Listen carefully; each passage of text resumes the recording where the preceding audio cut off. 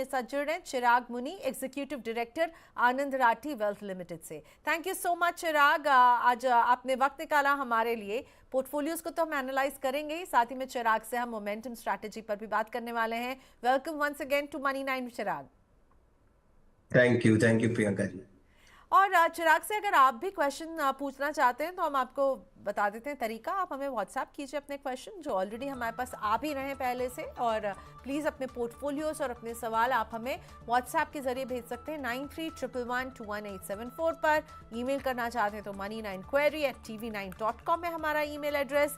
और comment box जो है यूट्यूब का, जिसमें आपके क्वेश्चन लगातार हम तक पहुँच रहे हैं, यूँ ही भेजते रहिए। मनी 9 को अपने संदेश और अपना प्यार ऐसे ही पहुंचाते रहिए। शुक्रिया मनी 9 के साथ बने रहने के लिए। चलिए, अब जैसा कि मैंने कहा, मोमेंटम फंड्स, तो इस स्ट्रैटेजी को समझते हैं। और स्पेशली चिराग, जब मार्केट डाउनटर्न में होता है तो कहीं मोमेंटम है ही नहीं, तो ये मोमेंटम फंड्स में भी हम देख रहे हैं दबाव ही नजर आ रहा है। आप अभी की स्थिति में मोमेंटम फंड्स को कैसे देख रहे हैं? इनमें आप किसी को स्ट्रैटेजी बनाने के लिए कहेंगे? अभी क्या करना चाहिए अगर किसी के पास मोमेंटम फंड्स है या कोई निवेश शुरू करना चाहता है? देन ये तो शायद सही समय नहीं होगा मोमेंटम स्ट्रैटेजी वाले फंड्स चुनने का। चिराग जी बिल्कुल प्रियंका जी, पहली बात तो पहले समझना बहुत जरूरी है ये मोमेंटम फंड्स होते क्या है और किस तरह से बनते हैं। जैसे आपने सही कहा कि ये मार्केट के जो विनर्स होते हैं, जो मोमेंटम में चल रहे हैं, उसी को पकड़ के उसमें इन्वेस्ट करते हैं और उसके एक पोर्टफोलियो बनाते हैं और उसको बोलते हैं मोमेंटम। बिकॉज मोमेंटम एक पेस में, वन डायरेक्शन में जो जाने वाला है, उसी उसी को पकड़ के हम चलते हैं, उसको बोलते हैं momentum funds. Number one. Number two है ये कि ये मोमेंटम फंड जो है वो ईटीएफ के फॉर्मेट में ज्यादा आते हैं। ये जो इंडेक्स फंड्स के फॉर्मेट में ज्यादा आते हैं कि पैसिव आप फंड्स में वही, यानी? यस, पैसिव फंड्स में ही आते हैं। बिकॉज यहाँ पे 6 टाइप के इंडाइसेस बने हुए हैं जिसपे यूजुअली जो फंड्स, म्यूचुअल फंड्स जो बना रहे हैं और उसको फॉलो करते हैं। और सबसे पुराना और पॉपुलर उसमें है जो निफ्टी 200 मोमेंटम 30 बोलते हैं हम उसको।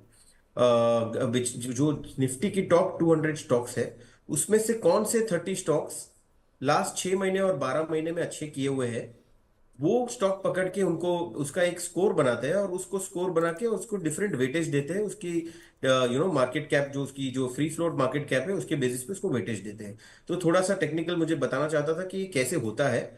ना उसमें जैसे आपने बोला, ये सबसे सबसे बड़ी खामी उसमें ये है कि हम पास्ट रिटर्न्स देख के हम उसमें इन्वेस्ट कर रहे हैं, राइट। जो ये जो स्टॉक्स की इंडाइसेस बनती है, वो पास्ट रिटर्न्स देख के बनती है। जो और जो इन्वेस्टमेंट का प्रिंसिपल है, उसी को चेंज किया जा रहा है कि एक शॉर्ट टर्म मोमेंटम को लेके हम चले। और जैसे कि आपने कहा कि अगर अच्छे मार्केट में है तो कोई बात नहीं, कोई प्रॉब्लम नहीं है, बिकॉज मोमेंटम आपकी तरफ है। इंडिया में शॉर्ट करना अलाउड नहीं है म्यूचुअल फंड।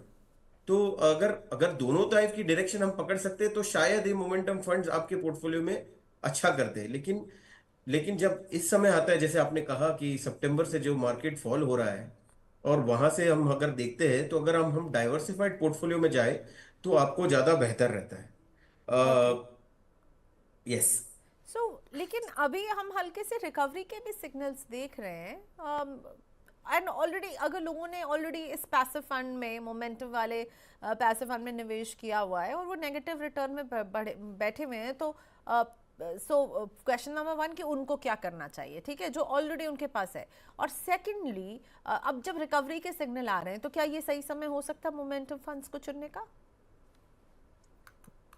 दो उसमें दो सवाल थे प्रियंका जी आपके। जो अभी अगर मैं इन्वेस्ट करके बैठा हूं और मैं नेगेटिव रिटर्न्स देख रहा हूं तो मैं क्या करना चाहिए, number one. Number two, yes. अभी यहाँ यहाँ से मुझे नया इन्वेस्ट करना चाहिए कि नहीं। सो पहली बात, जो एग्जिस्टिंग इन्वेस्टर्स है, कुछ समय रुक जाए मेरे हिसाब से। क्योंकि अगर जैसे आपने कहा रिकवरी की थोड़ी साइन है, और जैसे ही थोड़ी बहुत रिकवरी आती है हमको इसमें से एग्जिट करना चाहिए। बिकॉज ये जो मोमेंटम फंड्स है, द नेम इट सजेस्ट कि बहुत मोमेंटरी है।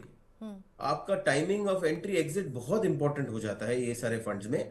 तो अगर एक म्यूचुअल फंड यूनिवर्स हमको इतनी सारी कैटेगरीज देती है, तो और लॉन्ग टर्म में ज्यादा रिटर्न इसी कैटेगरीज ने दिया हुआ है। जैसे कि मैं एक एग्जांपल देता हूँ, लास्ट 1 ईयर ही देखे खराब मार्केट में निफ्टी ने 1.89% रिटर्न दिया है। जैसे ये मोमेंटम फंड्स है, उसने -10 से -2% की रिटर्न दी हुई है। इसकी अगर आप रिस्क देखें, जो उसको हम बोलते हैं स्टैंडर्ड डिविएशन, निफ्टी की 1 ईयर स्टैंडर्ड डिविएशन 14% है, और इनकी standard deviation anywhere between 20 to 25%। सो आपका रेंज ऑफ रिटर्न इतना वॉलेटाइल है कि आप बहुत डिफिकल्ट हो जाता है इसको ट्रैक करना और इसको एग्जिट और एंट्री करना। और एक एक और आंकड़ा हम देखते हैं जिसको बीटा बोलते हैं विद रिस्पेक्ट टू बेंचमार्क। जैसे अगर मैं निफ्टी को बेंचमार्क लूं तो उसका बीटा होता है 1। उसके सामने अगर ये फंड जो का देखा तो उसका बीटा है 1.3 टू 1.4।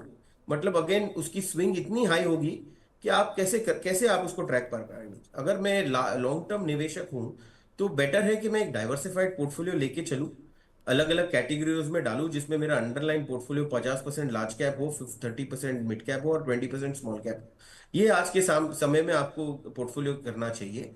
क्योंकि अगर आप इसकी इसकी दूसरी मैं आपको पहलू बताता हूँ, अगर 3 साल का रिटर्न भी देखा जाए, बिकॉज ये सब अभी अभी नए नए आए हुए हैं ये मोमेंटम फंड्स, तो 3 साल के रिटर्न अगर आप देखें तो 14% रिटर्न दिया हुआ है ये मोमेंटम ने, which is not bad. But same समय में अगर आप एक्टिव फंड्स देखिए, जैसे कोटक मल्टी कैप फंड है, उसने 23% की रिटर्न दी है। एचडीएफसी फ्लेक्सी कैप कैटेगरी देखिए तो आप 23% की रिटर्न दी है। तो कहने का मतलब है कि ये बहुत शॉर्ट टर्म और मोमेंट्री होता है। अगर आप शॉर्ट टर्म में एंट्री एग्जिट कर सकते हैं और आप ट्रेडर टाइप का माइंडसेट है तो आप इसमें निवेश कर सकते हैं। बट मुझे मुझे लगता है कि ये अवॉइड करना चाहिए। इंडिया में अगर दोनों डायरेक्शन पे अगर आप मोमेंटम कर सकते हैं तो मैं शायद बोलता कि हाँ, कुछ part of the portfolio can you can have these kind of funds. But मुझे लगता है कि इसको अवॉइड करना चाहिए एज लॉन्ग टर्म निवेशक। अगर मेरा ऑब्जेक्टिव है तो 13, 14, 15% बने तो हम नॉर्मल डाइवर्सिफाइड फंड्स में बना सकते हैं, इतनी ज्यादा रिस्क लेने की जरूरत नहीं। ओके, आपने अभी बीटा की बात की कि आप बेंचमार्क से जब हम इसे कंपेयर करते हैं तो फिर एक मोमेंटम फंड का एप्रोप्रिएट बीटा क्या होना चाहिए जब आपको लगे कि हाँ ये सही बीटा है और मुझे इसीलिए इसमें निवेश करना चाहिए, या आप कहेंगे बीटा फैक्टर को आप देखिए ही नहीं? नहीं, मतलब प्राइमा फेसी में बोलूँ तो देखने हम देख चुके हैं इसकी बीटा हाई होने वाली है, आप समझिए, बिकॉज इसका काम ही है कि मोमेंटम को पकड़ के चले। तो हाई स्विंग्स को पकड़े, मतलब स्विंग्स बहुत हाई होगी तो उसका बीटा आप कंपेयर करने जाओगे तो आपको हमेशा निफ्टी से ज्यादा मिलेगा। बट उसके सामने अगर मुझे कमेंसरेट रिटर्न्स मिल रहा है कि नहीं, वो बहुत इंपॉर्टेंट है। आप ओके। रिस्क ले रहे हो 25% स्टैंडर्ड डिविएशन की और आपको रिटर्न मिल रहा है निफ्टी से कम, तो कोई कोई इसकी मायने नहीं है। अगर बहुत शॉर्ट टर्म के लिए आपको थोड़ा बहुत खेलना है तो अलग बात है, लेकिन लॉन्ग टर्म निवेशकों के लिए ये फंड्स नहीं है। ये क्या होता है कि म्यूचुअल फंड को भी एक नया फ्लेवर मिलता है, लोगों को लगता है कि कुछ नया आया है तो कोशिश करें। और अभी हम डाउनटर्न मार्केट में देखें कि सब मार खा रहे हैं ऐसे सारे फंड्स में। जैसे मैंने कहा कि डाउनटर्न मार्केट में अगर शॉर्ट करना अलाउड होता तो शायद फिर भी ठीक है, क्योंकि दोनों साइड आपको स्विंग मिल रहा है। तो आप सही फंड मैनेजर को चुन के शायद आप इन्वेस्ट करके रिटर्न बना सकते हैं। बट ये तो लॉन्ग टर्म मार्केट में बहुत बुल मार्केट चल रहा है तभी ये इन्वेस्ट करने, 23, 24 में ये फंड्स ने बहुत अच्छा किया। जब अच्छा बुल मार्केट चल रहा था तभी शायद आप थोड़ा बहुत एलोकेशन देख भी सकते हो। लेकिन इन अ फ्लैटिश और volatile market which is what the nature of the market is, आप देखो तो हर 10 साल में 2 साल आपको ऐसे मिलेंगे कि इतना रिटर्न देके जाता है, तभी आप मोमेंटम फंड देख सकते हो। लेकिन apart from that generally market flattish या फिर रेंज बाउंड रहता है, और वो समय में मोमेंटम फंड्स आपको वो टाइप का रिटर्न देंगे नहीं, और रिस्क भी आप ज्यादा ले रहे हैं। ओके, सो बेसिकली ये जो है वॉलेटाइल मार्केट सेशन में आपको यहाँ पर नेगेटिव रिटर्न दिख सकता है।